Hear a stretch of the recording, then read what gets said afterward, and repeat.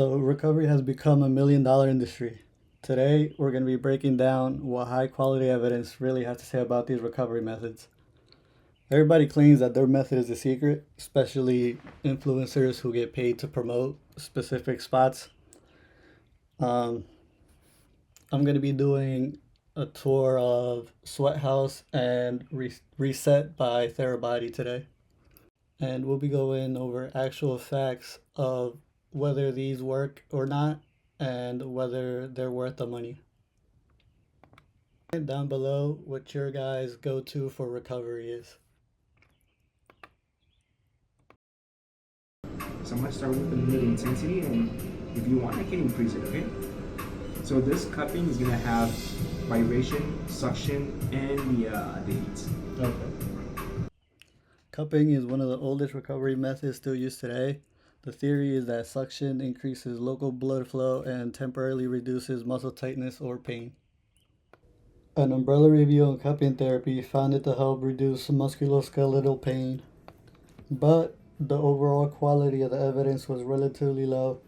Most benefits appear short-term and are largely related to pain perception rather than actual tissue repair. So from my experience, I didn't really feel any difference after this one session, but it does make sense since increased blood flow would give more oxygen and nutrients to those muscles. So I feel like this is something that you would really have to do consistently and often to get any benefit from. So up next we got TENS, or what they call here PowerDot.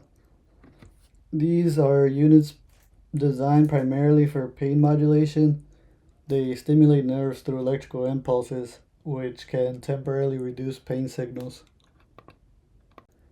But according to umbrella reviews on delayed onset muscle soreness recovery methods, electrical stimulation has relatively weak evidence for actually accelerating muscle recovery. Now, that doesn't mean it's useless. Pain management itself can still improve training quality and consistency. Now, this one I have actually used at home before when I was having problems with a shoulder injury. And honestly, I can say it did help. I wasn't getting any better and I started using this. And it definitely helps for the pain. According to the studies, it doesn't help with recovery, but I felt like it did help me.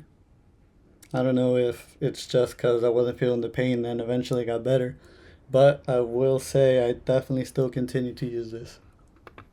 First, if you want, you can go ahead and choose any song you want first from Spotify. Any song you want, it's going to make the service much what you want to start with today. I've never done cryo, but I do cold plunge. Up Okay. to like 45 degrees, I'll stay in there for about 3 minutes, just back and forth in sauna. So I'm used to the cold, I just never done The cryo, right? specific yet. Cryo is way easier than the cold plunge.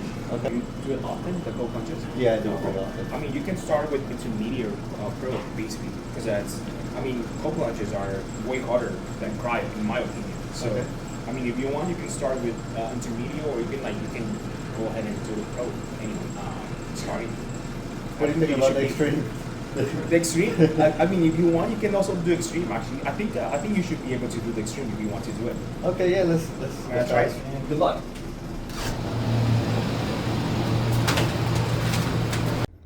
And the last thing I tried here at Reset was cryotherapy. And cryotherapy recently exploded in popularity because it looks futuristic and extreme. But the research actually suggests traditional cold water immersion may outperform the more expensive cryotherapy for reducing soreness.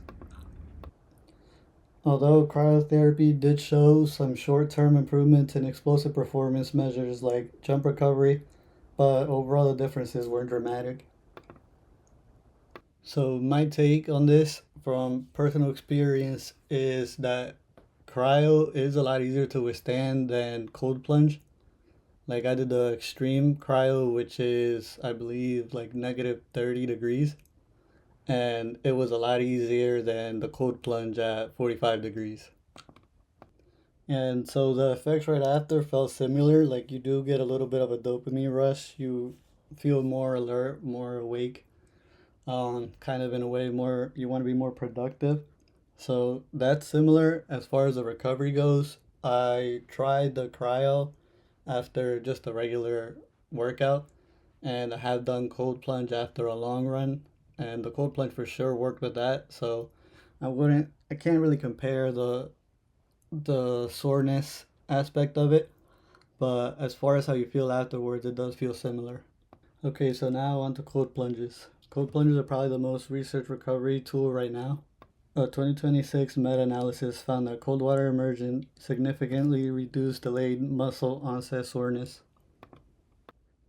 However, reducing soreness doesn't automatically mean your muscles recover faster. So, cold plunges can be useful during high volume training blocks, competitions, marathon preps, or whenever recovery speed matters more than maximizing muscle adaptation. Research shows that frequent cold exposure immediately after resistance training may blunt some anabolic signaling involved in muscle growth. So, if your number one goal is hypertrophy, using an ice bath after every lift may not be ideal. So, basically, what this means is that while it helps with soreness, it kind of blocks the signals to your muscles to adapt and grow. So this is something that you would use if you're in a team or competition and you need to be able to perform the next day, or say you just went for a long run and you need to recover. But this is not something that if you're in the gym working out, you go do right after because, well, you're in the gym for your muscles to grow. You want that adaptation. So this is not something you do after weightlifting. My experience with cold plunge, they definitely do help recovery, but they are way harder than cryo. Like it, the first 30 seconds feel terrible, but if you just concentrate on your breathing, get past that initial shock, um, it's not too bad, and you do feel kind of euphoric after. Like I feel pretty good afterwards. Um, Now for the sauna. Heat therapy works differently than cold therapy.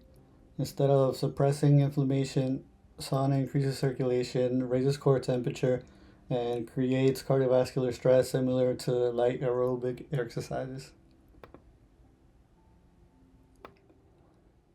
So, the sauna may also help endurance athletes through heat acclimation and plasma volume expansion.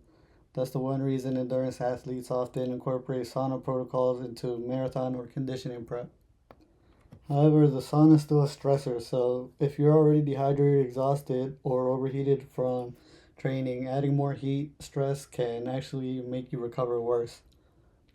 So that's something to keep in mind right there. So I'm used to working outside, so I personally don't get any benefit from the heat acclimation aspect of the sauna. I honestly mainly do it because it feels relaxing. Usually I do it as contrast therapy with the cold plunge.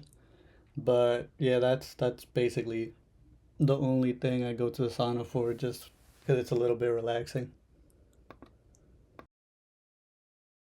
Alright guys, so to close off this video, while there are some benefits to these recovery methods, it still doesn't compare to the progress and gains that you'll get from getting your nutrition, your workouts, and your sleep on point.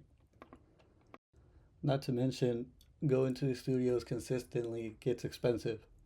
So there are other options. In a video coming soon, I will be going over the budget friendly at home version of all these. So if you want to see that, make sure you subscribe. Also, like and comment if you've tried any of these and what your opinions on these were. Also, if you have any questions, let me know.